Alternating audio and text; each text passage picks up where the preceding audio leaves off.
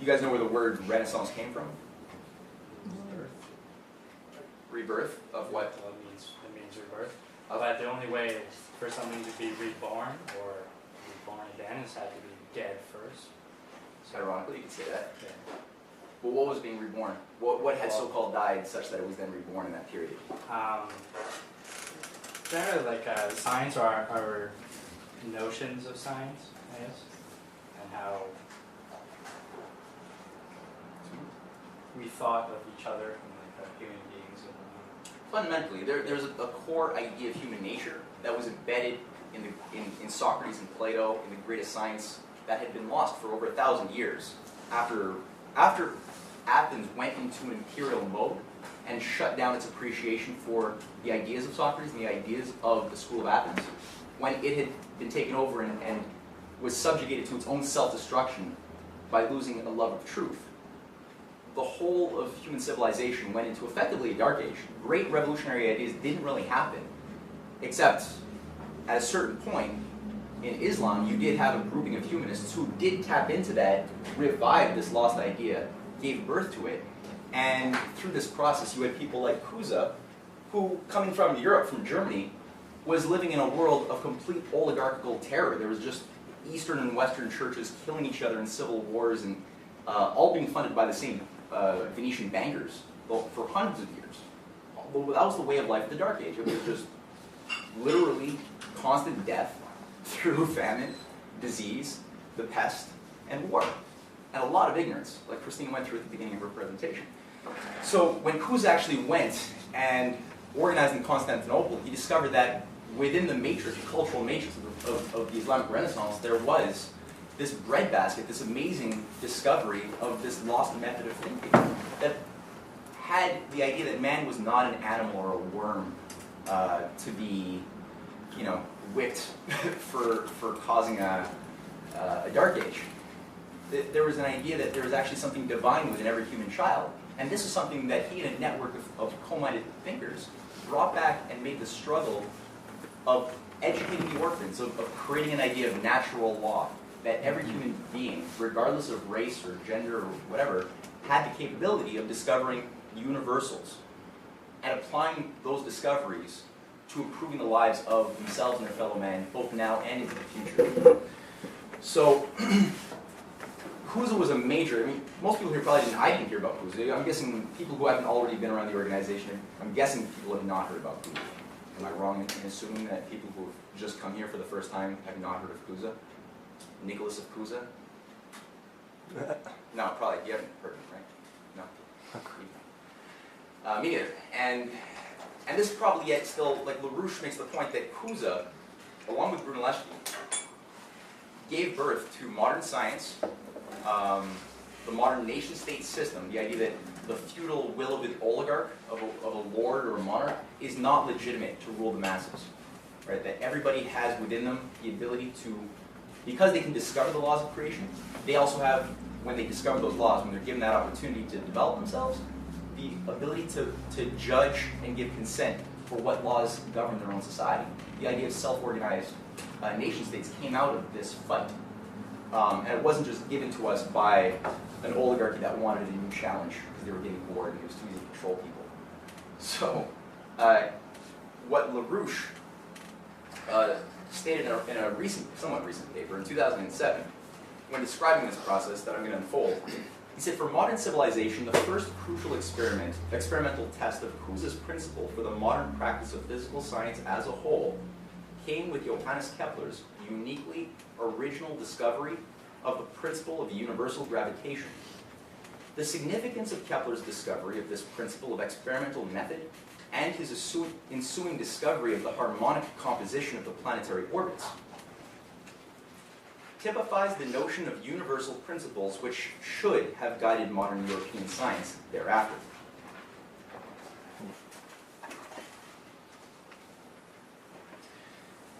So that's a lot for one sentence, or two sentences. But this is going to become a lot more clearly developed. I'm not going to go through the full implications of Kepler's discovery, but I'm going to go through some elements of this.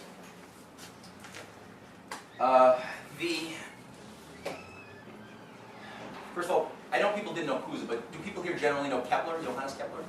Heard of the name? Anything? Of course. Have you heard of Johannes Kepler? Yeah, A little bit? Eve? Yeah, of course. Yeah. Okay. So what do you guys know of Kepler? What do you know when you, so what do you associate with the word Johannes Kepler? just what's told. Just what I told you. Eve, what do you know of Kepler? That he was the father of the notion of gravity. Father of the notion of gravity, yeah. What did they usually give you when, I don't know if you remember back in school days? They gave us formulas. Formulas. It's 3 laws, right? Is there the story about an apple? No. That was a guy 80 years after Kepler, who we've made the very provocative statement ripped off. It was actually a political plant to rip off all of the real discoveries that Kepler made, and Leibniz made, and Huygens made, and Bernoulli made before him. That guy's Isaac Newton. There's a big myth around him being this like godly, like universal genius who discovered everything through empiricism and mathematics and didn't use his. He actually put out a law of mind saying that if you want to make discoveries like me, if you want to be as great as I am, you just can't make any hypotheses. You just use your senses. You make formulas to describe what your senses tell you, and maybe you'll get it kind of approximately right. Now, that if you actually adopt that method and use that, because it's so great, you want to be great and make further discoveries. If you actually adopt that method, you're actually not going to make any more discoveries, which is something which we can go into. It could be said that the only time Newton really used his head was when he received the apple.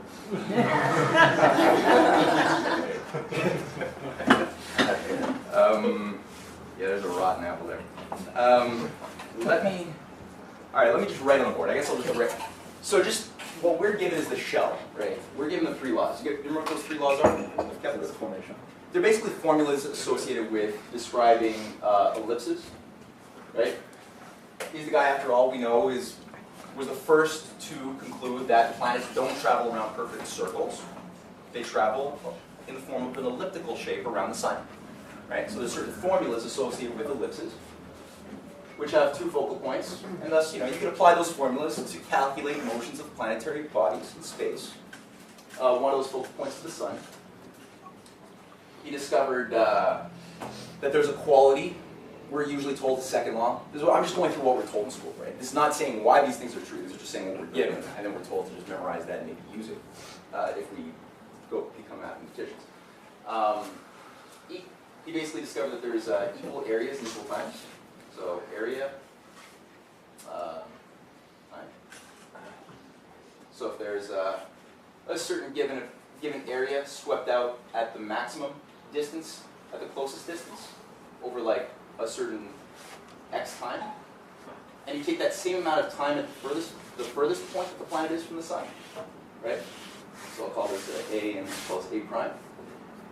That same amount of x time that the planet sweeps out at the furthest, as you see it in the closest, that area of A will be equal. Okay, so this area will be equal to that area on the condition that this time is the same as that time. If that's true, you get equal area, equal time. And the third thing is something which we're not going to touch on so much in this presentation, but that in every planet, there's a square-cube relationship. Now, we're usually given these numbers as numbers. We're told, like, just add a little 3 or a little 2 on top of the number, and you get the square and the cube. Kepler doesn't think numerically. He uses that, but his point is always think physically. Think about actually the purpose of using volumes and squares to measure areas and volumes. Don't use cubes, right? Don't think of it just as being numbers. So the period squared of any planet has a certain relationship. To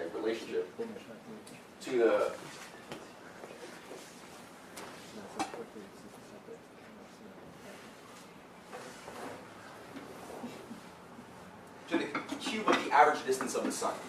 So if you take the average distance that any planet has to the sun on its orbit, cube it, you'll get a certain proportion to the square of its total, 1-year cycle.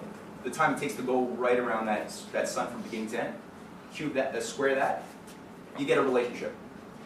Now we're told that these are things he did, and we're told pretty much within the next breath, now we're going to go on to something completely different. LaRouche's point is that this is the most superficial component to what Kepler actually did, because it's more about, if you have the choice of getting into the substance or the form of anything, what matters more before the form is to get at the substance. What did he actually do? What was his mind doing such that he was able to discover those qualities of our solar system? And LaRouche makes the point that you got to go to somebody who influenced Kepler a lot, and that's Cusa. You got to investigate Cusa because Kepler cites Cusa. And I'm going to go through one citation. Because the way that we currently treat mathematical models in science today is only moving us further and further and further away from actually making real discoveries of principle. And you can get that from the fact that just look at every model that's trying to project the future of the economic system has completely failed. Every long-term projection by a mathematical economist to try to project where the economy is going to go has failed. Nobody forecasted any major collapse of the banking system. Anything that's occurred was not in the models. It wasn't pre-programmed into the formulas, part of the models that extrapolate trends from a certain sliver of time. Same thing for climatologists. Every single projection of every climate model that we have never predicted the 16-year, what do they call it, the pause. The global 16-year global warming pause from 1998, where warming has just stopped. None of the models had predicted that. After the fact, they tried to explain it away, but nothing was able to predict that. So no matter what type of models, and there's infinite flavors of models, none of them are able to actually work when you apply them to discovering physical reality, except LaRouche's. What LaRouche has been doing for the past 50 years in generating long-term forecasts on record have come to pass. So there's something very different that's not mathematical or statistical in its nature that LaRouche has been trying to explain that people have to understand. That has more to do with astronomy and what you can learn in investigating astrophysical principles than it does about monetary or supply and demand theory or anything like that. And you can verify that. So, when you go to Kepler, this guy he basically had a lifelong devotion to truth. We're going to say a few words about Kepler after we read this. Or no, before we read this. Kepler, you got to keep in mind, this is a guy who was born into a world of religious warfare. Protestant versus Catholic warfare. The 30 Years' War was waging. Again, everything that the Renaissance humanists had tried to accomplish by breaking the world out of the Dark Age had been under attack almost immediately. Everything Da Vinci was doing was under attack by the oligarchy to bring back the old system of feudal controls. And the best way to do that, when you can't beat them in argument, you just launch a war. So there had been 100 years of just constant war that Kepler was born into. His dad was a mercenary. His dad died as a mercenary in one of the many Venetian-sponsored wars in Germany. His mom was tried as a witch. She's probably a pretty smart lady. By the Inquisition, right? Kepler he spent years defending her life and succeeded. He himself was born quite a frail child. And he had bad eyesight. He actually didn't see very well. He had eyes like, almost, as far as I've heard the descriptions, almost as bad as mine. Which means he couldn't really see the stars. However, in spite of all of these obstacles, he was able to devote his life and generated probably the most significant potential to break the oligarchy in the longer waves of history. Maybe not while he was alive, but in the longer waves of history, what he did actually provides us the best means to break away from the oligarchy's systems that we know of. Now Kepler, writing in 1596 in his first works that were published, the Mysterium Cosmographicum, wrote, Luke, you want to read that?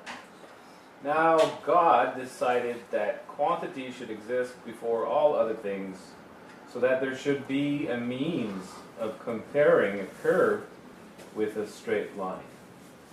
For in this one respect, Nicholas of Cusa seemed to me divine, that he attached so much importance to the relationship between a straight and a curved line, and dared to liken a curve to God, a straight line to his creatures. And those who tried to compare the Creator to his creatures, God to man, and divine judgments to human judgments did not perform much more valuable a service than those who tried to compare a curve with a straight line, a circle with a square. Now, that's not the most scientific language you would imagine when you look at a great scientific mind. You wouldn't expect those types of words to come out, right? Because you got this idea today in science under empiricism that What did he say? today under in empiricism. No, what did he say though? I'm going to talk about that. Okay, sorry. Yeah. I'm going to let it just boil over a little bit. You got this ideal in the current practice of mathematical modeling that the human subjective element, which has metaphysical notions, emotional concepts, things that are pollution really because they're subjective. They're not absolutely objective, cold, hard facts of formulas about the universe. We shouldn't let that contaminate our objective empirical pursuit of facts about nature. We should keep them as separate as possible.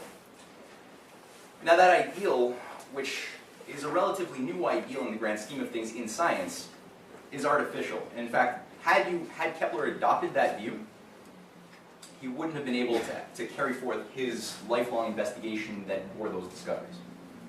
And had he used the view that, we all have this view, right? Reason is what? What is reason?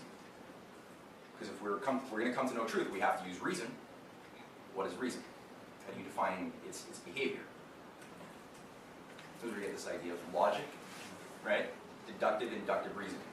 You start with sense, either you start with sense perception, and you start accumulating facts, and you just see if there's patterns that form in the facts over time.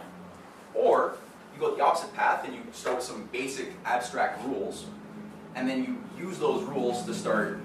You just assume that they're true. Whether you prove them or not is irrelevant, like Euclidean rules that Christine went through. It doesn't matter. You just start with those rules, and then using them, you start plugging in data into those rules. Mm-hmm. Either way, if you just make conclusions based on either one of those two methods, you couldn't make one of these actual discoveries, because Kepler is getting at that there's an idea that he got from Cusa, the divine Cusa, regarding Cusa's work on thinking about the idea of the creator, because you're investigating the universe, which has been created. Obviously, there wouldn't be a universe if there wasn't some process of creation happening. I mean, there's a cause taking effect. So in his mind, he's thinking, okay, well, probably not a big bearded guy in the sky, right? That's probably not his idea of the word God. So let's just throw those crazy ideas out. But he's got a much more, much higher idea of God. And it's the creation, which he's saying is our obligation to investigate. And he's saying Cusa used as a way to try to get at that, the idea of the curved and the straight, and the idea of human judgments to divine judgments as being something which you could think about by investigating curvature and straightness, a circle with a square. Now, what does Cusa actually say? So go back 130 so odd years, and you get a very important writing that LaRouche has been citing for years, called the Deducta Ignorantium. And this is what LaRouche has always been stating: people have to immerse themselves in an investigation in this work, which formed the basis of modern science. Every great discovery that happened had at its heart the breakthroughs, the epistemological breakthroughs found by Cusa in Deducta, which simply means unlearned ignorance. How does the mind come to learn what it's ignorant of? Right? How does the mind bring itself into the investigation of something which it's investigating? So don't separate yourself from the process that you're investigating. Include your mind in the process. And if you don't do that, you won't be aware of the blind spots. So Cusa says, whatever is truth cannot measure truth precisely. Start again. Okay. Sorry, not true. Oh, that would have changed everything. Okay, lost enough over. Whatever is not truth cannot measure truth precisely. By comparison, a non-circle cannot measure a circle, whose being is something indivisible. Hence, the intellect, which is not truth, never comprehends truth so precisely that truth cannot be comprehended infinitely more precisely. For the intellect is to truth as an inscribed polygon is to the inscribing circle. The more angles the inscribed polygon has, the more similar it is to the circle.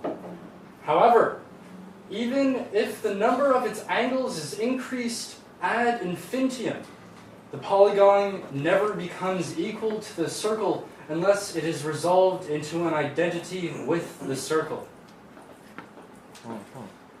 Now, does Cusa mean that the universe is the circle? We're like literally like lines or like squares inside the circle having sides added to a polygon? No. No, he's not a literalist. That's not literally true. He's a poet. Cusa's looking creatively for what type of metaphor would help us understand an incommensurable. Right?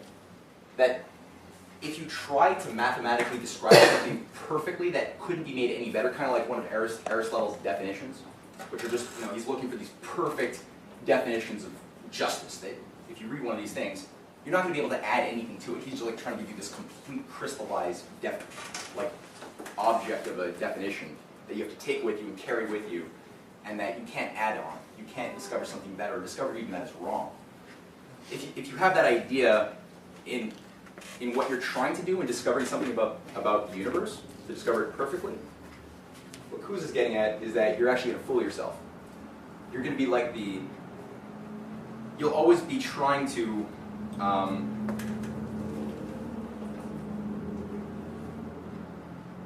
I won't say add more lines to the circle, but you're always going to be attempting to approximate something which can't be known that way. Because if the universe is always in a state of change, it's always if the nature of the universe is constantly changing in a direction, qualitatively as well as quantitatively, then you can't just apply some logical, linear thinking to something non-linear. It's not going to work. It'll be what he calls a non-circle measuring a circle. You can only measure a circle with a circle. You can only measure a line with a line. You can't. You need something like the other thing that's being investigated.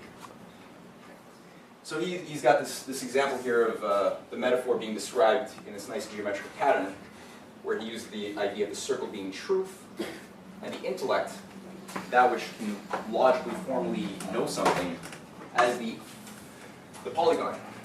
So while it might seem as though you're always adding more to your polygon, the more evidence, the more facts you add to your model, it might sometimes approximate ever more closely to the circle.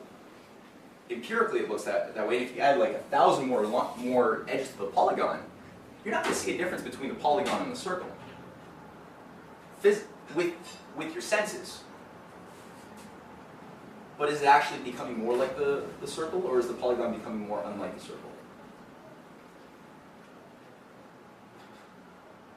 More unlike it. More unlike it. Because it's got more angles. Exactly. So if you move out of your senses and into your domain of understanding, how do you define a circle? A circle is defined as that which, what? How would you finish my sentence? Circle is, how would you define it, guys? No angles. No angles. Right? All agree with that? It's a shape which is equidistant, you'd say? It's equal distance from the center. And has no angles. Right? It's constant curvature. But then a polygon with a million sides, does that polygon have angles? Yeah. If you have a billion sides or a trillion sides, it still has. So you're actually adding more sides. You're moving yourself further away from the essence of the circle, which has no sides, right? Just curvature. But you're fooling your senses. Your senses are being pulled in the other direction. So there's a dichotomy. So this is a concept. This is a necessary concept that Cusa and Kepler both utilize in their exploration of the nature of physical spacetime. There's a second element to this that will affect how we investigate what Kepler is doing in his investigation. I'm realizing now I'm not going to get through half of what I wanted to get through, so that's okay. We're still going to get through some good stuff. Cusa points out later on in the work, moreover, it is no less false that the center of the world, the universe, is within the Earth than it is outside the Earth. Nor does the Earth or any other sphere even have a center. For since the center is a point equidistant from the circumference, and since there cannot exist a sphere or a circle so completely true that a truer one could not be posited. It is obvious that there cannot be posited a center, which is so true and precise that a still truer and more precise center could not be posited. Precise equidistance to different things cannot be found except in the case of God, because God alone is infinite equality. Therefore, he who is the center of the world, that is, the blessed God, is also the center of the earth, of all spheres, and of all things in the world. Likewise, he is the infinite circumference of all things. So again, you're getting back to this idea of, do we live in a universe of change or no change? If the universe is saying, if you were to conclude that the universe is filled with spheres, like the Earth, that are perfect spheres, incapable of being any better, well, that says something actually about the universe. If there were possible any type of shape, whether the orbit of the planets or the shape of a sphere, that couldn't be made any better, that puts you in a universe which is incapable of changing. If a state of no change could exist. And that's a pretty big problem. So he makes the point that even though it seems as though here we are on the Earth, oops. Oh no. Oh man, there's something else fast. Okay, what is it? Okay, so there's some slides I didn't include on this next step. Now, if you just stand on the on the surface of where we are here on the Earth and you look out, what shape does the universe appear if you go out to the night sky and you look around, you try to guess what shape is the universe from your 400 years ago now, early astronomer looking out. What shape does that night sky of stars look like? It's like a sphere. Yeah, well, it looks like a sphere, right? It looks like a giant sphere. It looks like that sphere is moving around you, right? It doesn't look like you're moving very much. It looks like you're fixed and everything's moving around you. Now, Cusa, this is already back in 1430. Cusa makes the argument in this work that would be epistemologically absurd, that we could be possibly in the center of the universe, even though everybody thinks that way. Most people in his time did have that view. Because if we were in the center, then you'd be in it. If there was such a thing as the center, then the universe would be fixed. It would be a state of no change. This big, unchanging sphere would be governing change. The change that we see would be secondary to no change. Cusa says, no, that puts a big limit on your idea of God, as being something who created a universe but couldn't make it any better. This is picked up again by some people that we know, like Leibniz later on. Now, Cusa also says that if we look at Polaris, and he says that's the North Star, right? He says if you put yourself on as an observer on Polaris, looking down at Earth, the North Star, he said if you were there, it would appear to you that you were in the center of the universe too. And he makes the point that any part of the universe that you put a person observing the universe would appear that they are in the center of the universe. So the idea that the universe has external bounds is also absurd, because if you presume that the universe was this physical sphere, right, that has external bounds, that would also be absurd, because now you have to suppose that there's like a bigger universe containing that universe, or something that is not. If the universe is everything that is, you would have to conclude that there is now a bigger expansion of nothingness that contains the isness of physical space-time, which is again an absurdity. So he's really hammering this in a bunch of very scientific angles, but he doesn't have the experimental data, right? And he also makes the point that the Earth must be moving. He actually makes that point. But it's a good question for us. How would we say that we know that the Earth is moving around the sun, but how would we actually know that the Earth is moving around the sun? How would did we discover that in our mind, or is it just that we saw movies or we saw pictures and we were told that? Because it's actually not so easy to conclude how the mind of somebody 500 years or 600 years ago would have come to that conclusion rigorously and proved it without ever having gotten off the surface of the Earth.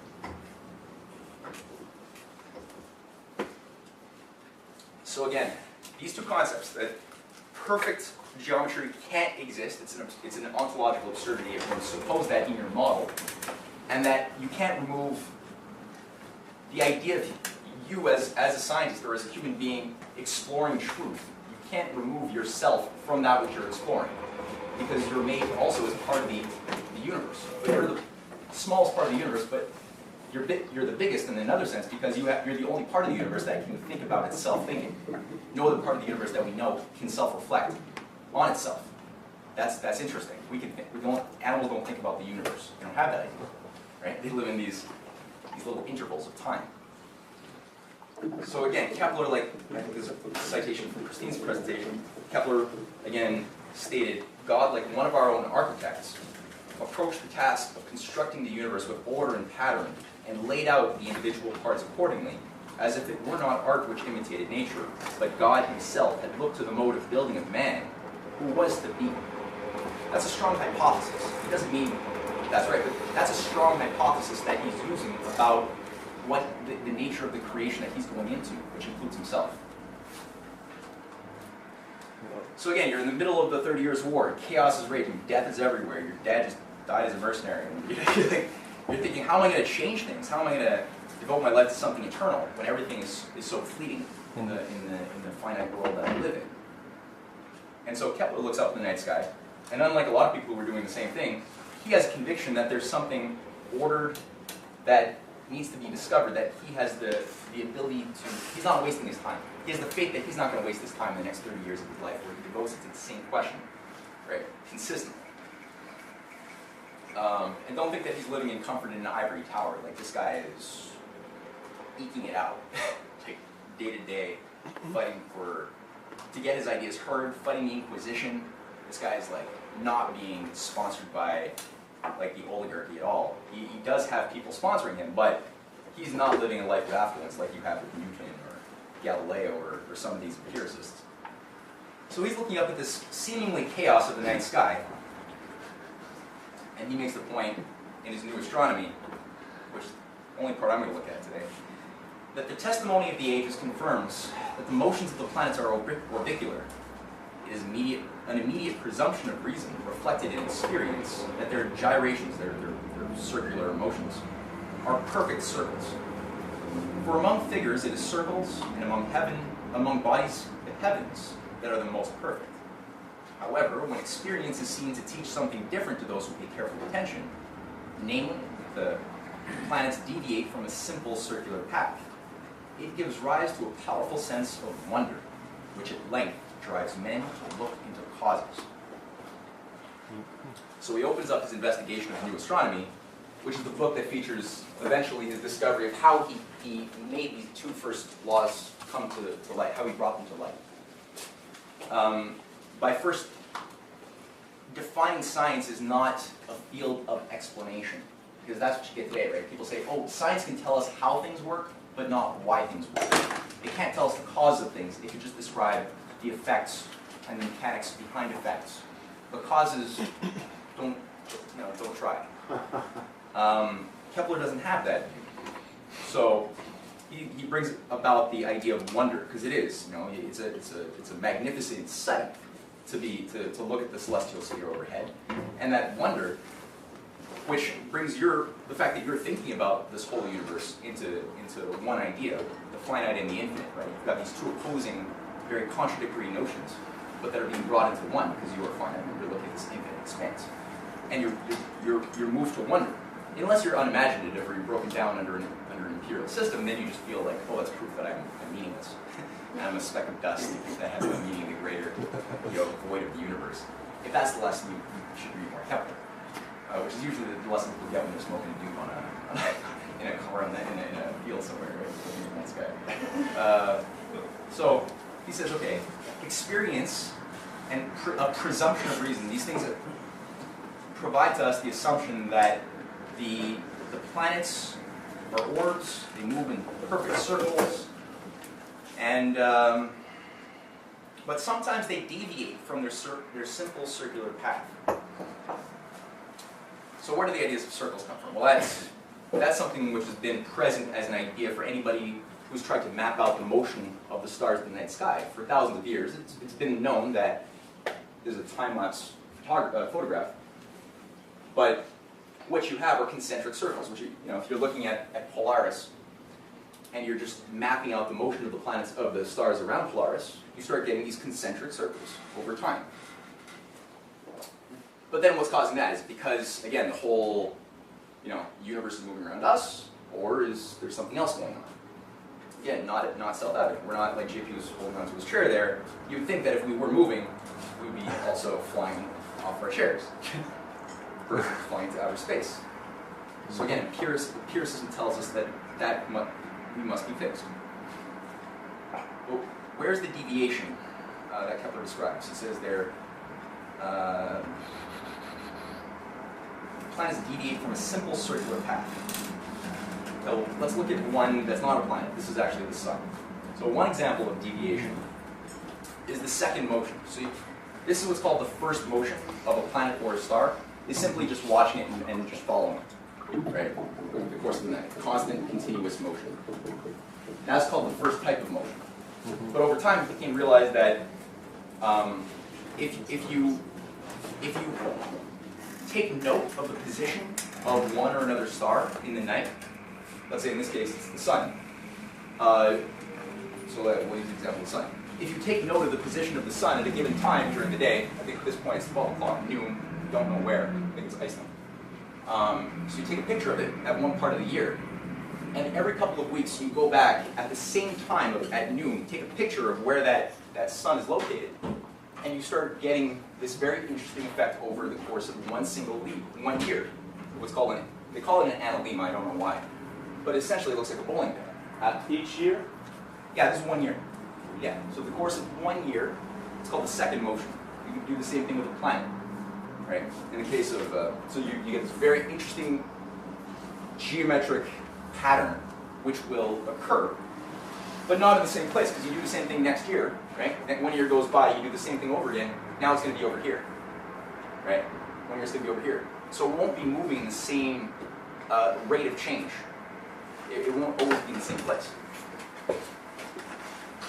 And the planets that Kepler is referring to, he's referring to Mars. And that's the purpose of the entirety of the new astronomy, is the investigation of what the hell is Mars doing. Because that's weird. When you use the second motion, there's another name for it. But you do that now to Mars over the course of 1 Mars year, which is about 687 Earth days. That's how long it takes Mars to do one rotation around the sun. For about a 2-week period, every 687 days, right, you're taking note of where it is in the backdrop of the zodiac behind it. So you're taking note of its position. And all of a sudden, for about a 2-week period, you'll come back one night, and all of a sudden it stopped moving in the direction it's been going the whole 2-year period, the whole 687-day period. It just stops. And then the next night, it's still there at the same spot. And then the next night, it's all of a sudden going in the opposite direction. And it does it again, and again. All the way to the point where you think that it's going to now just all of a sudden change course. Is now all of a sudden Mars just like moving in the other direction. But then, at a certain point, it stops going in that direction, and then it goes back onto its proper path that it had been doing previously for the 687 days. Okay. That's an anomaly. That's really weird. Especially if everything is perfect circles. If everything is really just perfect circles, whether we put the sun in the middle, or whether we put us in the middle, or whether we put Mars in the middle, you can do whatever you want, really, as long as it fits the observations. But if it's perfect circles, and everything is moving in constant motion around some point on the perfect circle, that can't be described very easily. It'd be really hard pressed to try to explain away that phenomenon. So Kepler does. Kepler tackles that. But first, the problem is he can't just go and tackle that, because people have explained it away mathematically. And pretty much any astronomer is told at that time that if you want to go into astronomy, you have to adopt one of these pre-existing standard models of astrophysics. You have to adapt to one of them. And the big three, maybe there are more, but the big three that were prevalent in his day that he tackles, there's 2 of them. Probably heard of Claudius Ptolemy, right? An old Roman astronomer who, there's reason to believe that he also, like Newton, ripped off most of the discoveries that he's attributed for having discovered by the Pythagoreans and by Plato.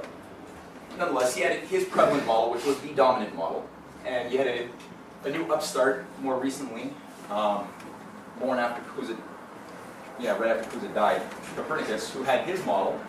A lot of people were beginning to use that, but that was still pretty controversial. Right, where Ptolemy, has the Earth in the center of his model. Copernicus has the sun in the center, kind of his model. There's another one which I'm going to show you an animation of from one of our science team members who put together this really great animation to just demonstrate. There's a third one that I'm going to show you, which is really far out there, but it was still somewhat popular in his day. The thing is, these are not exactly in the center. When you look at the Earth being in the middle, and you look at the sun being in the middle, as you can see from these diagrams, it's actually not the Earth. The Earth is just sort of placed there as an ornament in the model. If you look at the center in the Ptolemy system, there's actually several.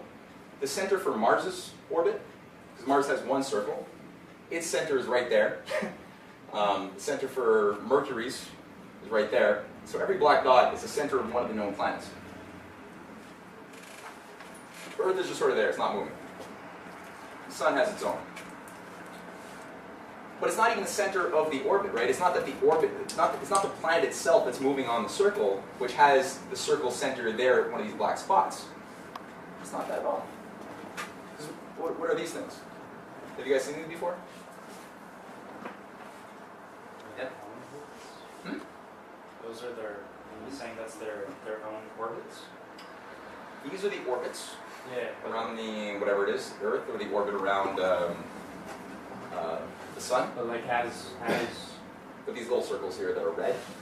yeah, as it spins in the greater one, it spins on that smaller one? Yeah. Okay. Yeah, so you have a little circle, and all the sizes are different, but these little circles have that's what the planet moves on. So as the circle itself goes around, or as the planet goes around this little red circle, its center, which is a point of nothing in the middle of space, which is a mathematical point that was created for the sake of making your formulas easier to work with, is being organized by this invisible spot, which itself doesn't exist either. It's just a mathematical spot put there because at that spot and at that spot, you can artificially pretend that there's constant motion, where motion is not increasing, accelerating, or deaccelerating. It's just from those mathematical imaginary spots, you can say that that's where constant, no changing, movement is happening. Copernicus too, the same deal. Like people celebrate him, and it was ballsy what he did. Fundamentally, he didn't put the sun into the center of his system at all. Again, he's got these several red dots that represent the same fundamental thing as you saw with Ptolemy. And those dots, like the Earth, actually Earth gets more complicated, but because Kepler criticizes Copernicus quite a bit, saying, look, all Copernicus did is he placed the sun there. It could be taken out, but he added one more epicycle, these are called epicycles, to conform to the model. So he has the Earth going around a circle, going around a circle, going around another circle, and none of these circles are going around points that exist. So that's a really lame explanation for the causes of motions. However, as we're going to see here, yeah. Oh yes, Olivia. These models are a great example of what we can do with mathematics. Mm-hmm. In the fact that they work. Like Yeah. visually, it kind of explains what we're seeing. Yeah. And we can fit a mathematical equation to what we see. But it doesn't explain why we're seeing that. Mm-hmm. It's just we get a lot of that in physics today. Just mathematical equations that it works. We're good with that. Just like thermodynamics, that's exactly what it is. Thermodynamics is just taking a whole lot of data and making a system work so we can repeat that system again. Yeah. But thermodynamics doesn't explain at all. It's just Yeah. just like that. It's exactly that. Yeah, exactly. Yeah, you're basically taking a localized phenomenon of something that you get from looking at a heat engine slowly running down, and now you're just going to universalize it. See, that's the whole general universe operates with that localized empirical mode of action. Thus, the whole universe is slowly dying, increasingly. That's a bit of a leap. And that's blocking people into a paradigm. It's like a forced paradigm. Yeah, there's limits to growth. Obviously, we can't keep on growing because every time we grow our population, that means we're just sucking energy down from some other part of the universe because there's only a fixed amount of energy to be distributed around the universe. So the more people there are, the more the economy is growing. Well, that's going to be increasing the entropy in the universe in some other place. So let's stop doing that. Let's just try to go for zero growth. Let's even shut down what we do have a little bit here and slow down the entropy. They don't even think they can stop the entropy. They're just saying, let's just slow down the death of the universe, which is ultimately like... So just how Kepler is going to show everyone that Ptolemy and Copernicus models are fake and are bullshit, we need a Kepler today to show everyone that thermodynamic is bullshit. Exactly. And this is actually a good, quick animation that Jason Ross had put together a few years ago, which very, it's very good because it can really just demonstrates very well that even though the Copernican, the Ptolemaic, which has the Earth in the center, and it's called the Bracheian system, they seem different. They seem like totally different models. But as Kepler demonstrates, they're actually describing the exact same thing. So the actual motion that you're observing as a point of as an observer, looking at Mars and looking at the sun, moving over the course of the year, that process, right? You even got your little retrograde motion there. You saw that red just do a little backflip. You're going to see it again when they're in opposition from each other. So when the sun and Mars are in opposition, Mars does a little backflip there. And this is where you get the epicycles. The reason why they needed these epicycles was because that's what would allow that mechanism was necessary to describe that observational anomaly. So you had to do that. Otherwise, you couldn't explain away the anomaly. So I just wanted to comment on that because we're saying this is mathematics, but this is how people think about everything and in general. This is for anybody who hears LaRouche or reads what's coming out of our EIR publication, what's being attacked all the time is deductive thinking, it's mathematical thinking. Because this is a way of thinking. It's not mathematics, just the formulas we have in our head that we think back to in high school or CGEP or university. But people see something in the real world, they come up with an explanation, and then they're satisfied because they came up with an explanation that can explain what they're experiencing. They don't know if it's true or not, and they have no means of testing it. But it's just this mathematical way of thinking where if you can, deductively argue, well, this is happening because so-and-so, and it seems to make sense, you don't go any further. So you're just, going to be stupid forever. Ecology. Everything. Everything. Trying to make everything fit. It's called being practical. no, exactly. Just being realist. J'ai une question juste. Oui. Dans la même lignée de ce qu'il a dit. Là, ce dont on parle de Kepler, à la base, c'est quelque chose de scientifique, right? C'est pas juste une approche philosophique, mais LaRouche, en parlant de Kepler, et aussi Harley, quand il a parlé de Kepler, il dit que ça nous aide comme leçon et donc à apprendre qu'il ne faut pas s'arrêter aux axiomes et qu'il faut élaborer des hypothèses, n'est-ce pas? Et c'est pour cela que Kepler a pu élaborer ce modèle-là assez développé, disons. Mais d'un point de vue scientifique, c'est pas ça le modèle qui a inspiré les scientifiques, disons, pour élaborer les sciences modernes, right? La résultante de ce que l'évolution des sciences nous a amené, c'est ce qu'on connaît aujourd'hui, les sciences modernes. Donc, d'un point de vue scientifique, on ne sait même pas ce modèle ou cette pensée, elle nous aurait amené où de nos jours. On ne sait même pas. Si on devait s'arrêter à cette méthode de partage, juste pour un exemple, si on devait dire que, par exemple, deux lignes parallèles, se peut que ça se recoupe, ce n'est pas vraiment des lignes parallèles comme on les perçoit, et que aussi le mouvement circulaire, c'est peut-être différent de la manière dont on les perçoit. On n'aurait pas peut-être construit des immeubles, et regarde les ponts par exemple, on les construit de façon parallèle, les étagères de façon parallèle, et tout ce qui... Voilà. but look, you don't want to mix up mechanics for epistemology, because when you're dealing with the idea of parallel lines, geometry, these are very useful concepts. The cube, right? The sphere. We use these geometrical ideas in their idealized fashion, right, to craft our world, our architecture, and everything else, as much as we can, right? This building would collapse if everything was at 89-degree angles instead of 90-degree angles, so it wouldn't last very long. So that's useful. However, the problem is when you start to generalize something practical into a universal, and say the universe is thus a perfect sphere of no change, just like this little sphere globe on my table might be, that's where you get a problem. You don't want to take empirical usefulness and just generalize it and say that that's universal. And that's a leap you don't want to do. Right? That's what Kepler is just saying. You don't want to make that leap. The point, though, that you were getting at with the evolution of science, which we can get at more in the discussion, that there's not just one current of Western science, so-called, from Cusa to Kepler to the moderns. There's not just one current. There's two opposing currents that are not in harmony with each other. You have that which sprang from the method of discovery. Go on. But can you give me a practical, current example of two contradictory methods, one inspired of... I can do that, but let's do this. Let's continue the class till the end. I can round it out. I can probably end this thing pretty quickly. And then let's have a discussion about that. Okay. After going through that, yeah.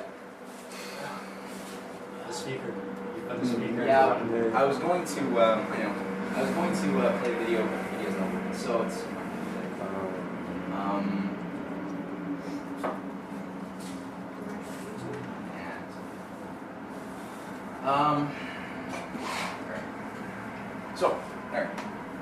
So after he establishes that all of these systems, these models, are equally, are pretty much the same thing. It's the same model, and none of them account rationally for the reason why the planets are moving the way they are. He's then liberated to go to the next step. But before he does that, and I think this is worth just stating, this almost merits a whole class in and of itself, which I'm probably not equipped to give. So I'll state it in summary fashion. What Kepler then does, before he can disband with the idea of perfect circles and these mathematical points of invisible, no change around which things move, before he can throw that in the gutter completely, what he does is he creates his own model. He says he's gone this far, he's gone further than anybody else by proving that they're all the same thing. Then what he does is he says, for the first time, I will actually put the real sun into the center. I'm going to take the Copernican model, but instead of using some mathematical point, I'm going to use the real sun, not the average, so-called mean sun, the real one. I'm going to put that in the center, and I'm going to try to conform all of the data I have to fit properly into that new model that I'm going to create for the first time. And over the course of several years, he adjusts, he tweaks, he uses the perfect circles, he uses the epicycles even though he doesn't necessarily believe them. That's why he calls it the vicarious hypothesis and not his hypothesis. And what he does, I wish I had that video, but you can watch it later. What he then does is he says, okay, I've got it. He uses 4 observations of Mars, when Mars is at opposition from the Sun. So that means you've got pretty much Earth, the Sun, and Mars in perfect alignment. He uses 4 of those, and he puts them into his model, and he builds up all of the other observations that he has, and they fit. They fit one type of observation. Because when you're looking at a planet,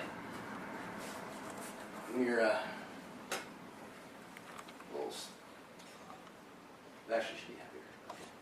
So you got your little astronomer looking up. The thing is, when you're looking at a planet, let's do a little look around there, get the lake, okay, got some mountains. Okay, so you're looking at a planet. What you got are 2 different types of observation happening at the same time. So on the one hand, you have your, it's called the longitudinal motion, which is actually going this way. So you got your longitudinal motion of your Mars moving across what's called the plane of the ecliptic. I don't have to write that down. The plane of the ecliptic is simply the plane that you share with, it's a plane. Let's just say that. Forget plane ecliptic. It's a plane. You got Mars moving along an imaginary disk.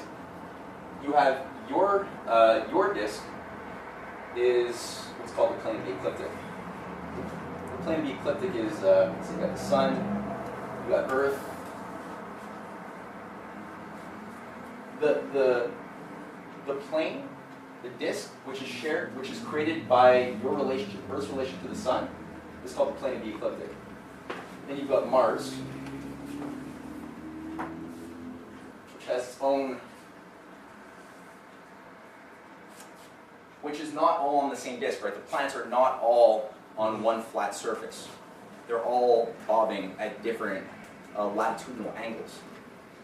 So what you have here with Mars is it's going around, that's this action here. It's going around its orbit. You're observing it over time. And then you have two types of observations. You've got the degree to which Mars on day 1 to day 2 changes relative to you, right? So you got your angular change here. Let's say whatever, 2 degrees, I don't know. Right? That's called the longitudinal.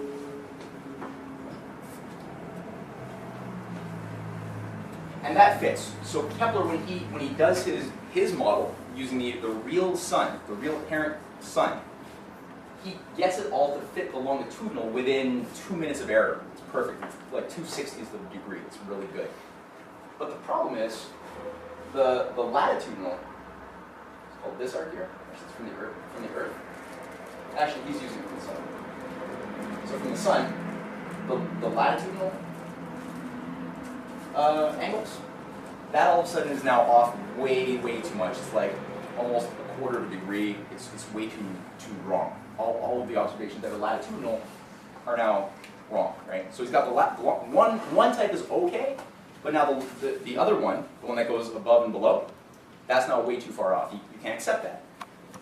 So he goes back to the drawing board. He readjusts his model to make the latitudinal observations fit properly. So he does it. He gets the latitudinal observations to fit properly. There's a video on this, so don't be intimidated by the fact that I'm saying things that you probably don't have reference points for. But also, when he does that, what happens with the longitudinal observations are now all off by the same degree. So he adjusts and he adjusts and he tries to like give on one and take from the other a little bit, but no matter what he does, and he spends 5 years doing this, right? So this guy really is committed to truth, even though he knows this is wrong. Think about the quality of soul that this guy has. He butchered through this hardcore math for 4 years to get the thing to fit, and he can't break the 8 minutes of observational error. He can't get the thing to fit this 8-minute discrepancy. 8 minutes is really, it's like 8 minutes is like 8/60ths, which is like 1/5 of a degree. It's really not much. But he can't get rid of it. And so with that, It's not much from close, but out there it's pretty big. yeah, it's well, it's several thousand miles. So, But it's still better than whatever has been done so far. Yeah. and again, I've lost some of my quotes, so that sucks. But oh wait, hold on. There you go.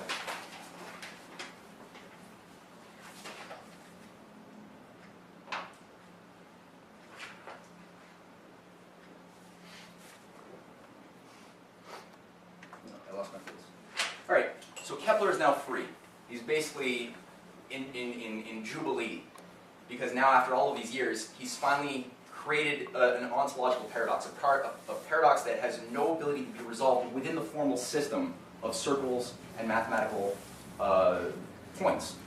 There's no solution, provably, so that nobody can present another model that includes those without being either stupid or dishonest after Kepler having done it the way he did it. So he creates no freedom for people to now introduce another false such model, even if it works to describe the observations. Now Kepler could have retired. He could have become rich, because his system, as much as it couldn't account for those little 8 minutes of arc, was the best system ever created. It was more perfect at predicting the future positions of the planets than any system that had ever existed before. Now that's huge. That was his posterity. He could have been like, all right, I've done better than any human being ever. Now I'm going to just sit back in luxury and wealth and let it ride. But he doesn't. Now he's free to begin his real investigation into what is really the nature of the principle causing all of the changes in the solar system. And this.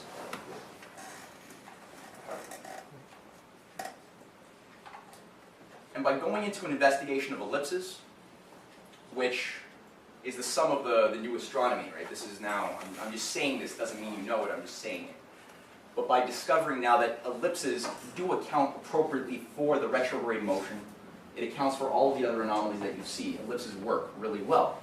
But now there's a whole new spectrum of data that he has available in front of him for the first time to continue on the hypothesis that he had since he was a kid, and that he writes about in the Mysterium Cosmographicum. Because every ellipse, oh, it's right here, every ellipse has the quality, unlike the circle, which involves a minimum and a maximum. In all the infinitely changing points on the ellipse, right? Because there's constant change happening at every moment of speed and of distance. Right? Every ellipse has that going on, right? Things are going to their slowest point. Like, you guys know where the slowest point would be if that's the sun, that's a planet at 2 positions. Where would be the slowest and where would be the fastest motion of the planet? Yeah. Where? Slowest is the farthest? Yeah. Yeah. And the fastest is the closest, right? All makes sense? Because you're more in closer proximity to the field of motion. So you have now something to work with, where everything in between is being organized by these extremes, so these minimum and maximums.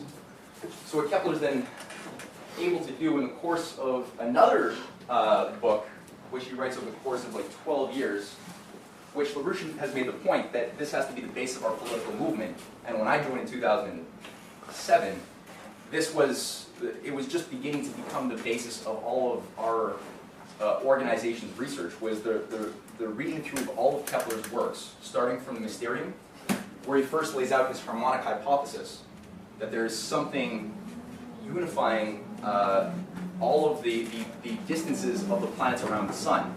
And Kepler's first hypothesis, when he's a young man at 23 and he publishes this book, is the Platonic nested solids, those solids that Plato worked on to demonstrate a reasonable, rational basis for why the planet's orbits are where they are, instead of some other infinite, possibly conceptualizable position. Right? Are they where they are just because? Is it a circular reasoning? Or they are where they are because there's an actual reasonable reason for that. So his first model was that one, and it did a certain first approximation job, and he realized in the course of his investigation that the data he had been using when he was 23 was a little bit too off. So it didn't allow for the nested solids. Imagine each sphere here, each shell, being one of the orbits of the planets, all the way from Saturn. The known planets, right? They didn't know about Uranus and Pluto. But you got Saturn, you have Jupiter, you have Mars, you have Earth, you have Venus, and you have Mercury, right? All inside each other. That got him started. But it didn't work, ultimately. It worked on some of the planets, but it was a little bit too far off. It couldn't be forgivable if he kept holding on to that. Which is why he did his whole investigation on the new astronomy, to figure out, well, what is really going on? So he was able to pick that hypothesis back up after discovering the elliptical nature, because now, all of a sudden, he was able to look at the question that the Pythagoreans and Plato had been looking at, of whether there was a harmonic musical property in the orbits of the planets around the sun. And this had been dormant, so-called dead. This idea had been killed for 2,000 years in the Dark Age. And Kepler finally, Cusa actually talks about this, but Kepler proves it. Kepler takes Cusa's method, applies it, and demonstrates that this is the only way to account for what becomes the third law. That this is a very short, quick view of the thing, but as far as you can see here, I'm thinking everyone can notice that there's bars, there's measures here with several notes respective to each planet. You guys all see that? So you have here, based on the fact that the ellipse of Mercury is the biggest ellipse, it's so big that you could say that over 1 octave of notes can be found on it based upon its closest distance from the sun and the furthest. Whereas, you know, Earth, which doesn't have, the highest note is, I actually don't know what that is. What is that? That's ancient musical strict. You know what that is? It's a sol. It's a G? It's a sol, yeah. Oh, it's a sol. Okay, so sol, la, sol, or la flat. So when you take all of your planet's motions and you put them on a common string, you can start now actually recognizing workable, intelligible melodies that are proven through a whole geometrical work that we ourselves have been working through in the new astronomy. So Kepler ends his work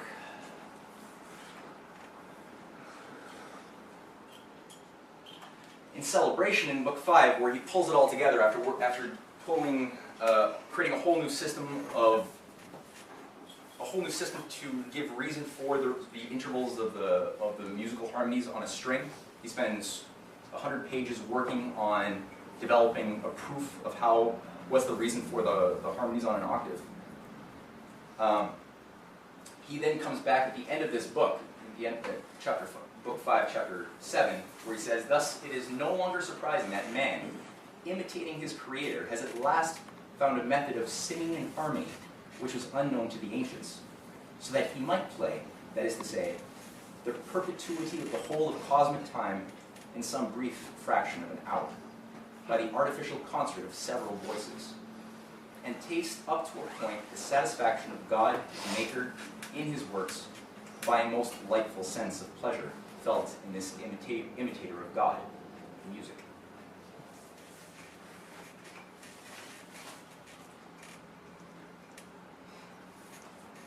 And LaRouche, in the same paper, it's called Cusa de Kepler, wrote his more developed thoughts on the role of science and music. Keeping in mind there's real political ramifications to this, where he writes, someone read this? Should make it bigger. Just get a bit closer. Yeah, I'm sorry. All of these factors associated with qualitative forms of increase of society's potential relative population density have the kind of net effect otherwise typical of valid discoveries of universal physical principles. Indeed, we have demonstrated experimentally that the principles of Florentine bel canto modes of choral composition and performance according to the J.S. Bach legacy have, as Johannes Kepler's work shows, a crucial significance as being effectively universal physical principles in the domain of astrophysics. Mathematics appears to be indispensable in physics, but without the principles of choral counterpoint defined by the work of J.S. Bach and the generation of Leonardo da Vinci earlier, there is a lack of the passion needed to move discovered principles of what are somewhat misnamed as so-called physical science into effective action. Every truly great classical artist and every truly sane scientist knows this from experience.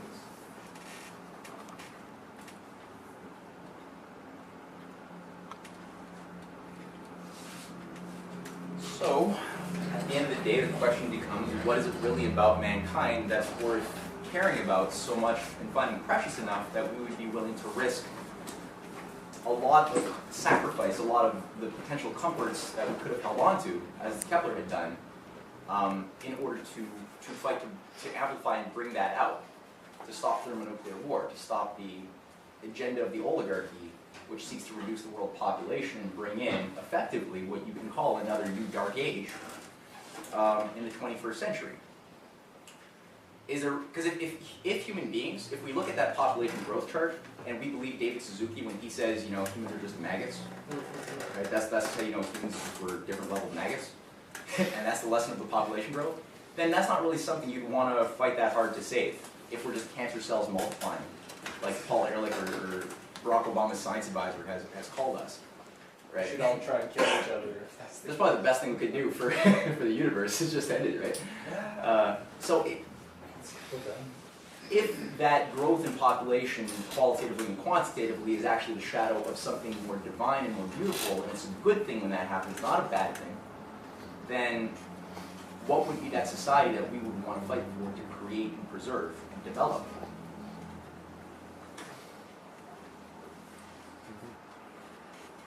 So today, we could listen to a little piece of music. I think maybe JP might have a suggestion. I've got a couple, but we could listen to a couple of examples because Baruch is often hitting heavily that the music that we listen to, that we give our passion to, shapes our self-identity and shapes our ability to think critically in a time, not only of crisis, but any time in general.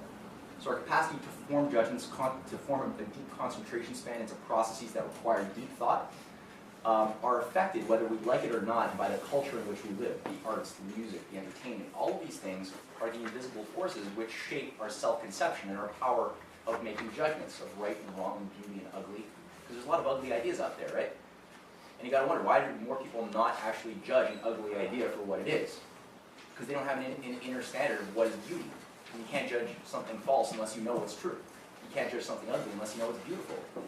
And that can't be there if you live in an ugly society which thinks that decay is normal and people are beasts, right? Or viruses at worst.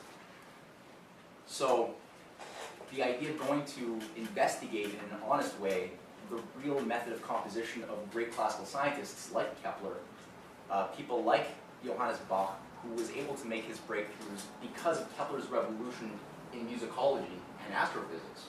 That's where the whole Bach revolution came out of. Bach's teacher was just worked through and translated a bunch of Kepler's works. Actually, he didn't have to translate them because he was German. But he worked through Kepler's works and carried this forth into Bach's world. And this gave birth to such people like Haydn, Mozart, Beethoven, Schubert, Schumann, Brahms. And Baruch has been making the point that this whole current, this evolution of a method was cut off at the turn of the 20th century when you had the unleashing of a series of insane, unnecessary wars by the British Empire, starting with World War I, the imposition with that pessimism in the culture that was brought in to create mathematics as a replacement for physical science. And people like Einstein and Planck, who made their discoveries self-consciously because they were musicians, and they tried to communicate this to a lot of people. This was numbed out of the scientific community. So very, very, very few scientists actually had the musical basis that Einstein and Max Planck had when they made their discoveries into the macro and into the micro universe that would help us break free of our sense perception even more. It was attacked as being like traditional, not moving forward. That's, yeah. Like it wasn't even numbed out, it was like attacked viciously. Yeah, because he said, why are we going to throw, Einstein and Planck were saying, why are we going to throw over Kepler? Like when yeah, sure, we discovered that there's new processes occurring that we can't explain in the atom, but why would we just throw out all of classical physics? Like I know Newton's bad, but like, it's like, why are we going to throw out everything? Leibniz and Kepler, why would we do that? And just create something statistical and mathematical with the Copenhagen school. Why would we just do that? We might be throwing the baby out with the bathwater.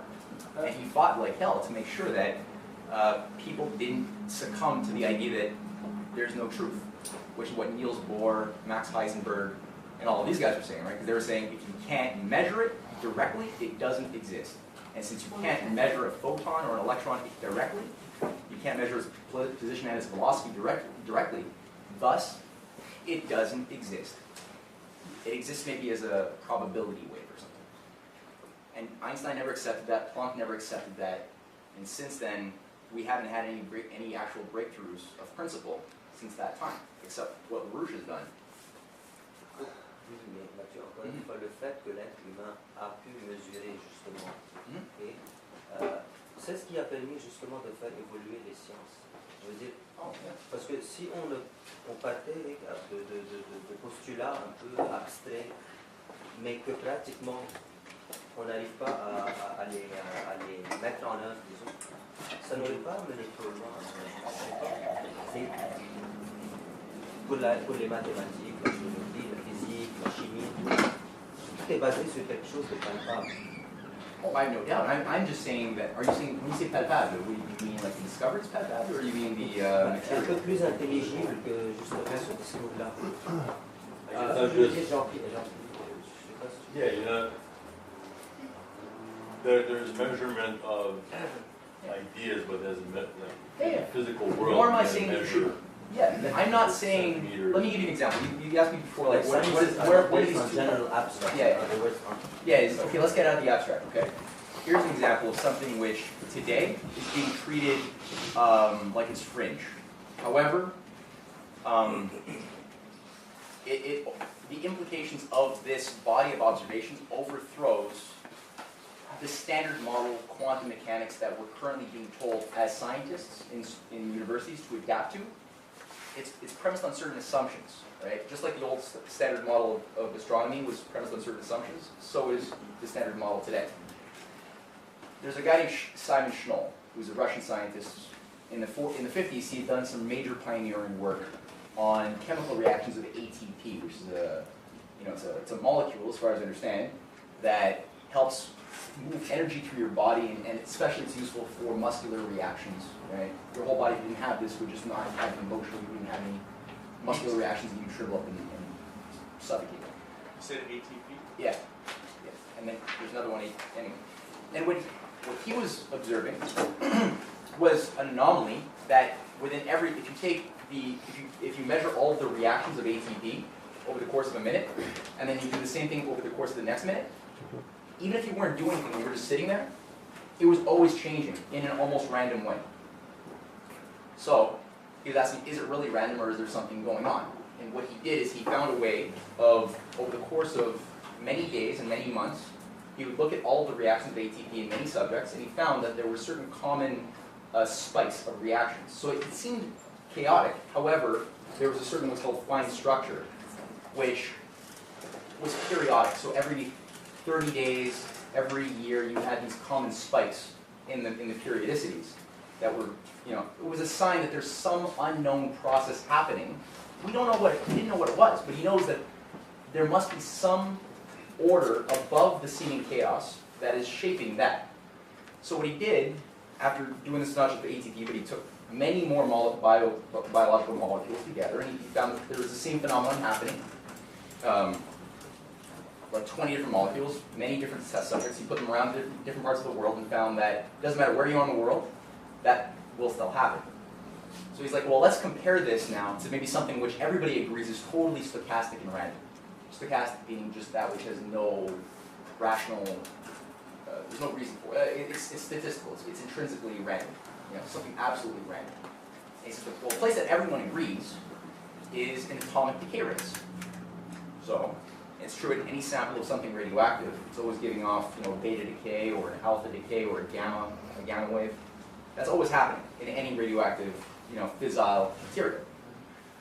Now the paradox with that is that the half-life of any radioactive substance is constant, right? Radium has like 200 million years. It takes that long, that period of time, for half of the substance to decay, to just basically become something else, right?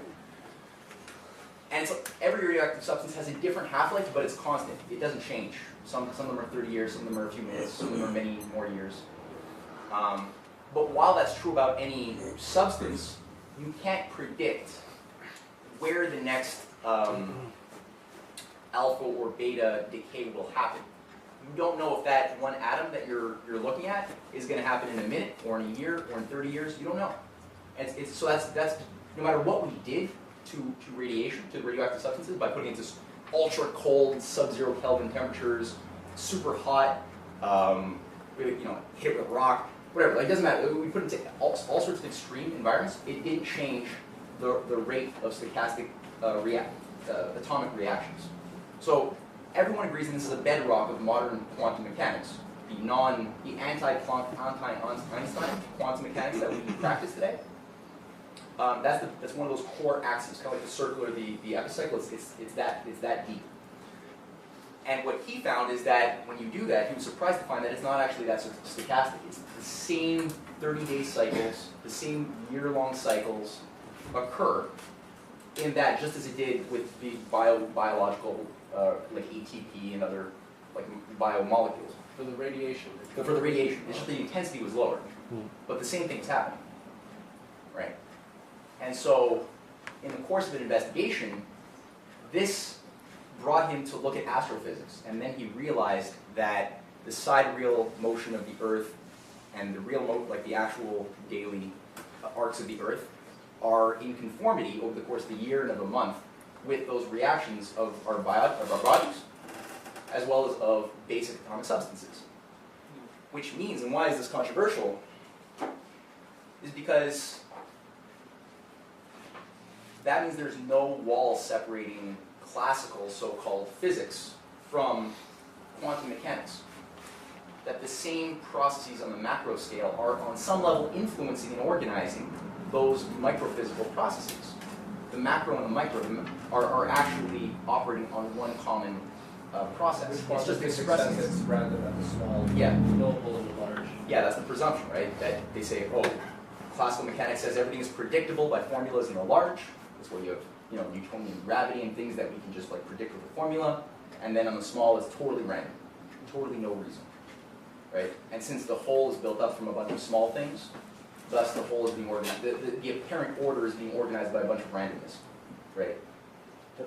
That overthrows. So that discovery is not acknowledged in modern science. He's attacked. There's like a massive inquisition for decades against this guy because the implications of the data, it's good measurements, it's good statistics, but the implications of reading it properly overthrows the entire priesthood, the whole structure of axioms needed to sustain. In respect to this specific situation, mais pas toute l'approche scientifique. The whole approach. It throws over the whole methodology of using statistical, mathematical methods. Yes. It takes different forms depending on the subject, but the method is the same. Well, yeah, you know what I'm saying, right? Like the question of God doesn't play dice, what Einstein was saying, he wasn't messing around. He was serious. Like randomness is not what governs the universe. You can have the facts, you can have the information. Many different people can have access to the same information, but if they don't have a hypothesis, and this is what real science is about, is if it were about data and just analyzing the mechanics of how something works, like looking at these seemingly random stochastic trends and whatnot, you wouldn't be able to deduce that there's something higher organizing all that. You wouldn't be able to explain why.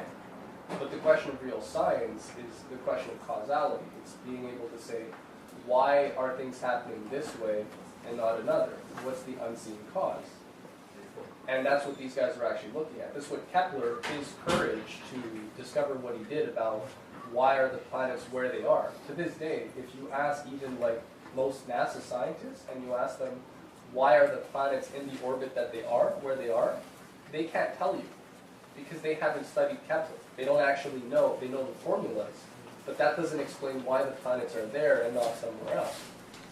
So, they're limited. The real science at that level, which people like Kepler or like Einstein, where they're able to completely redefine how we think about the universe, most people can't do that today. Poets and scientists around Erasmus, around Thomas More, around Francois Rabelais, who were organizing to crush the oligarchical principle in the 15th and 16th centuries, which is embedded in their poetry and their ironies and their stories that today people just don't know. They just don't know.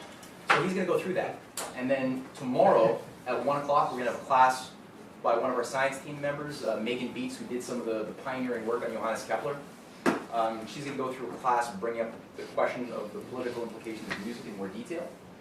And we're going to have a class on what the hell happened in ancient Athens such that you had a society that loved truth, that was producing Plato's and Socrates, just to something that was going into a self-destructive death spiral of imperialism in a relatively short period. So what's the value of reading Plato? And for those who want to stay around for that, after the class we're going to read a Plato dialogue of the Meno. So obviously you're all invited to bring people. For now, I was going to suggest maybe we listen to a Riccardo Muti performance of Mozart's Ave Verum Corpus, which idea that there is actually something divine within every human child. And this is something that he and a network of co-minded thinkers brought back and made the struggle of educating the orphans, of creating an idea of natural law, that every human being, regardless of race or gender or whatever, had the capability of discovering universals and applying those discoveries to improving the lives of themselves and their fellow men, both now and into the future. So, Cusa was a major, I mean, most people here probably I didn't hear about Cusa. I'm guessing people who haven't already been around the organization, I'm guessing people have not heard about Cusa. Am I wrong in assuming that people who have just come here for the first time have not heard of Cusa? Nicholas of Cusa? No, probably, you haven't heard of him, right? No. Me neither. And this is probably yet still, like LaRouche makes the point that Cusa, along with Brunellesc, gave birth to modern science, the modern nation-state system, the idea that the feudal will of an oligarch, of a lord or a monarch, is not legitimate to rule the masses. Right? That everybody has within them the ability to, because they can discover the laws of creation, they also have, when they discover those laws, when they're given that opportunity to develop themselves, the ability to judge and give consent for what laws govern their own society. The idea of self-organized nation-states came out of this fight. And it wasn't just given to us by an oligarchy that wanted a new challenge because they were getting bored and it was too easy to control people. So, what LaRouche stated in a somewhat recent paper in 2007, when describing this process that I'm going to unfold, he said, for modern civilization, the first crucial experimental test of Cusa's principle for the modern practice of physical science as a whole came with Johannes Kepler's uniquely original discovery of the principle of universal gravitation. The significance of Kepler's discovery of this principle of experimental method and his ensuing discovery of the harmonic composition of the planetary orbits typifies the notion of universal principles which should have guided modern European science thereafter. So you remember what those three laws are of Kepler's formation? They're basically formulas associated with describing ellipses, right? He's the guy, after all we know, was the first to conclude that planets don't travel around perfect circles. They travel in the form of an elliptical shape around the sun, right? So there's certain formulas associated with ellipses, which have two focal points, and thus, you can apply those formulas to calculate motions of planetary bodies in space. One of those focal points is the sun. He discovered that there's a quality. We're usually told the second law. I'm just going through what we're told in school, right? This is not saying why these things are true. These are just saying what we're given, and then we're told to just memorize that and maybe use it if we go become mathematicians. He basically discovered that there's equal areas and equal times. So area, time. So if there's a certain given area swept out at the maximum distance, at the closest distance, over like a certain x time, and you take that same amount of time at the furthest point that the planet is from the sun, right? So I'll call this A and call this A prime. That same amount of x time that the planet sweeps out at the furthest, as you see it in the closest, that area of A will be equal. Okay, so this area will be equal to that area on the condition that this time is the same as that time. If that's true, you get equal area, equal time. And the third thing is something which we're not going to touch on so much in this presentation, but that in every planet, there's a squared cube relationship. Now, we're usually given these numbers as numbers. We're told, like, just add a little 3 or a little 2 on top of the number, and you get the square and the cube. Kepler doesn't think numerically. He uses that, but his point is always think physically. Think about actually the purpose of using volumes and squares to measure areas and volumes. Don't use cubes, right? Don't think of it just as being numbers. So the period squared of any planet has a certain relationship. So that's a lot for one sentence or two sentences. But this is going to become a lot more clearly developed. I'm not going to go through the full implications of Kepler's discovery, but I'm going to go through some elements of this.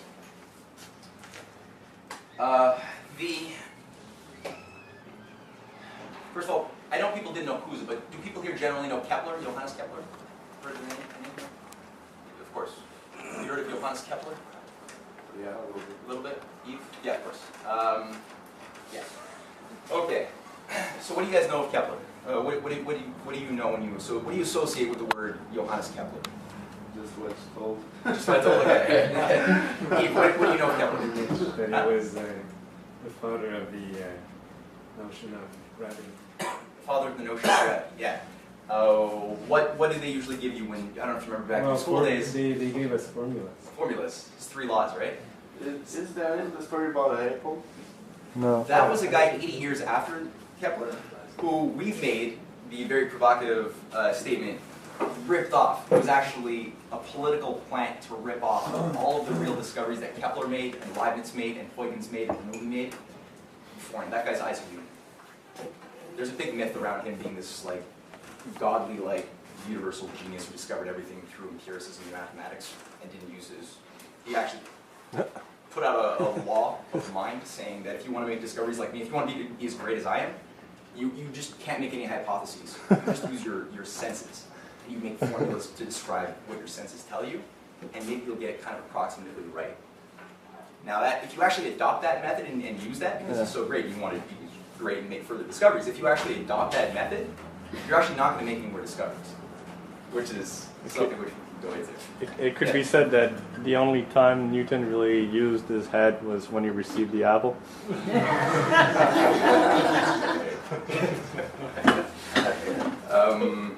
Yeah, there's a rotten apple there.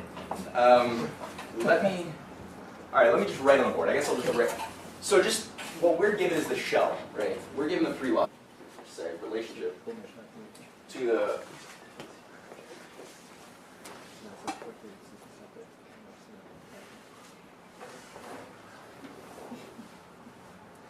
cube of the average distance of the sun. So if you take the average distance that any planet has to the sun on its orbit, cube it, you'll get a certain proportion to the square of its total, 1-year cycle. The time it takes to go right around that sun from beginning to end, cube that, square that, you get a relationship.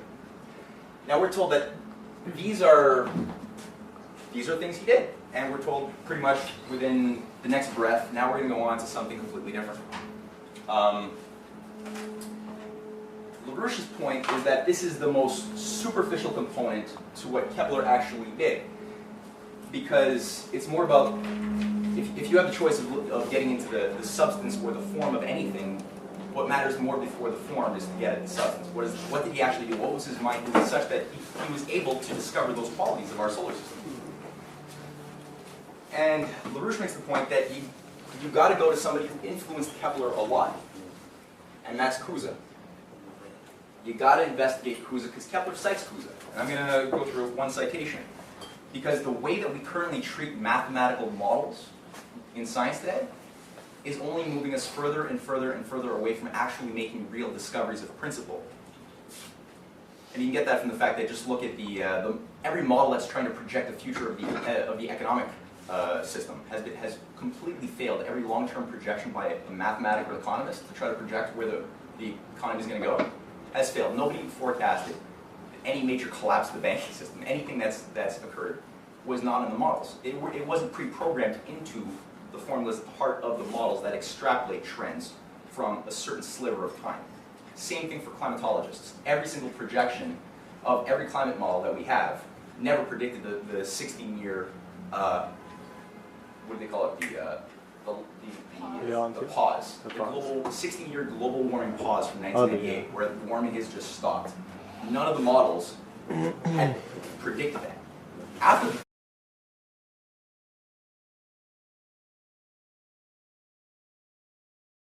you guys know where the word Renaissance came from? Rebirth of what? Well, it means rebirth. But the only way for something to be reborn or reborn again is had to be dead first.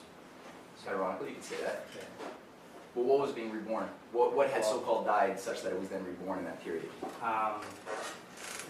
Generally, like science or our notions of science, I guess, and how we thought of each other and like human beings.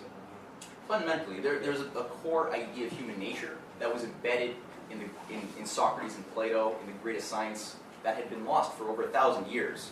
After Athens went into an imperial mode and shut down its appreciation for the ideas of Socrates and the ideas of the School of Athens, when it had been taken over and was subjugated to its own self-destruction by losing a love of truth. The whole of human civilization went into effectively a dark age. Great revolutionary ideas didn't really happen, except at a certain point in Islam, you did have a grouping of humanists who did tap into that, revived this lost idea, gave birth to it, and through this process you had people like Cusa, who, coming from Europe, from Germany, was living in a world of complete oligarchical terror. There was just Eastern and Western churches killing each other in civil wars, and all being funded by the same Venetian bankers for hundreds of years. That was the way of life in the Dark Age. It was just literally constant death through famine, disease, the pest, and war. And a lot of ignorance, like Christine went through at the beginning of her presentation. So when Cusa actually went and organized in Constantinople, he discovered that within the matrix, the cultural matrix of the Islamic Renaissance, there was this breadbasket, this amazing discovery of this lost method of thinking that had the idea that man was not an animal or a worm to be, whipped for causing a dark age. There was an idea